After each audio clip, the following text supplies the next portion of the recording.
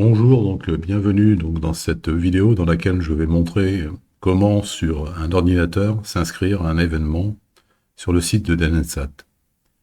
Alors pour l'instant, je vais donc me rendre sur le site. J'en ai pas besoin. Et vous voyez que actuellement on est donc connecté sous le nom d'Éric Martin. Et c'est donc Éric Martin qui va faire les inscriptions. Vous voyez que dans l'agenda, donc sur la bande de gauche, ici se trouve inscrit un événement qui est le repas du 16 janvier 2025. Alors il pourrait y avoir plusieurs événements, l'un en dessous de l'autre, et chaque événement est doté donc d'une petite icône, ici, sous forme de flèche vers le haut et flèche vers le bas. Et quand on clique sur cette icône, on déploie l'événement donc dans ce qu'on appelle l'accordéon, et on voit donc un petit texte qui précise de quoi il s'agit.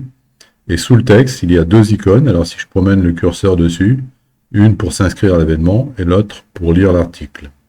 Alors lire l'article, ça permet d'avoir donc des compléments d'information, éventuellement, pas toujours d'ailleurs. Et puis ici se trouve aussi dans l'article une icône s'inscrire à l'événement. Alors ça conduit au même résultat que l'icône qui est dans l'agenda. C'est-à-dire qu'on peut partir de l'article ou on peut partir simplement de l'agenda ici. Je vais partir de l'agenda pour m'inscrire à l'événement. Alors une fois que j'arrive donc dans la page de l'événement, on me rappelle le titre de l'événement, on me dit combien il y a déjà d'inscrits, donc il y a pour l'instant 2 personnes qui sont inscrites, et puis Éric Martin s'est déjà inscrit lui-même, et ici on va inscrire une nouvelle personne. Donc on clique sur le bouton inscrire une personne. Alors, il va inscrire par exemple son épouse, Mathilde.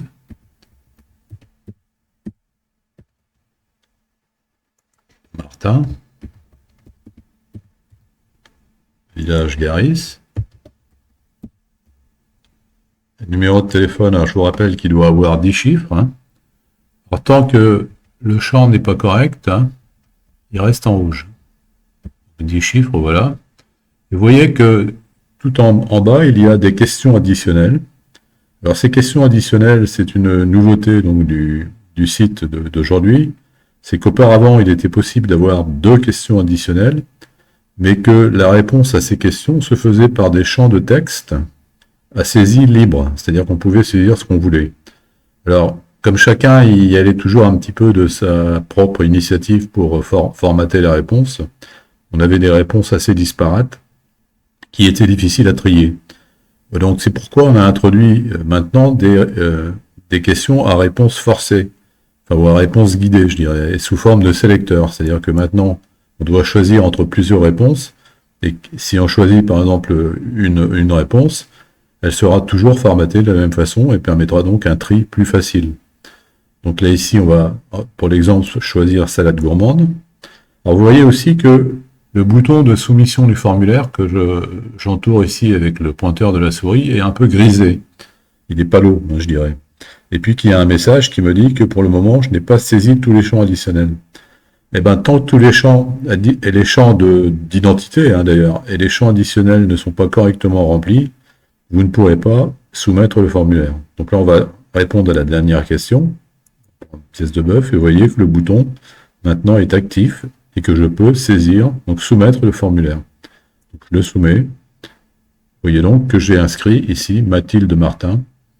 Alors, ce que vous remarquez aussi, c'est que sur la droite, ici, il y a 2 petites icônes. L'une qui va permettre d'aller corriger si on s'est trompé, et l'autre qui va permettre de supprimer tout simplement l'inscription qu'on a faite. Alors, je vous rappelle que ces petites icônes n'apparaissent qu'à celui qui a procédé à l'inscription. C'est-à-dire que si quelqu'un d'autre se connecte pour inscrire une personne, il va voir les 3 personnes ici présentes inscrites, mais il n'aura pas les petites icônes, puisque c'est pas lui qui est en mesure de corriger ou d'effacer. Donc seule la personne qui a inscrit peut supprimer ou corriger. Alors à la correction, donc on clique sur le petit crayon, on fait ces corrections, on resoumet le formulaire.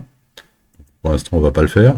Et puis suppression, alors on clique sur la poubelle ici, et puis on peut faire supprimer pour supprimer l'inscription. Vous voyez que c'est pas très compliqué, donc j'espère que cette vidéo va vous convaincre que vous pouvez le faire vous-même et que vous n'êtes pas obligé d'aller déranger Sylvie qui a autre chose à faire que de répondre à une trentaine d'inscriptions sur le site de DNSAT. Merci d'avance.